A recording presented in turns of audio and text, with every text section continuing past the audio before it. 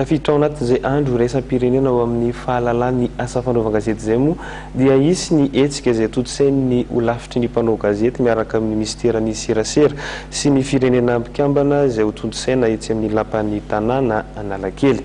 Izay ny amin'ny vaovao mifa makasika kosa indray ny savorivory tetsy andohan'ny Mandroseza ny farany herinandro teo dia nitrangana korontana teny andohan'ny Mandroseza ny aliny sabotsy sy ny maraina ny alahady lasa teo nampiseho ny fahatezerana tokoa ny olona teny antoerana noho ny fisamboran'ny Emoregy ireo mparay-tanàna tamindero arahantsika ny fanatediana. Nitrangana korotana teny amin'ny fokotany andohan'ny Mandroseza ny aliny sabotsy ifo alahady ary mbola nitoy ny alahady maraina zany araka ny fanazavan'ny tompon'andraikitra taminay.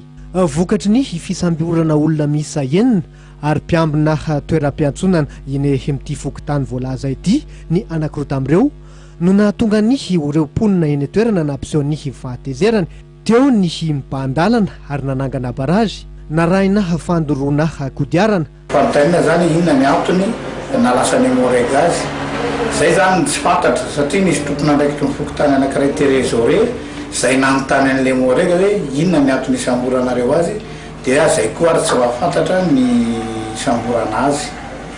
Zay zany no zavatra maly ariva dia noho ny fahatezeran'ny olona zany ny etaetan'ny olona mba amoahana an'le tanora zay tsy fantatra ny dika isamborana azy dia nanao an'iny barazy iny zany le olona teto amin'ny fokotany.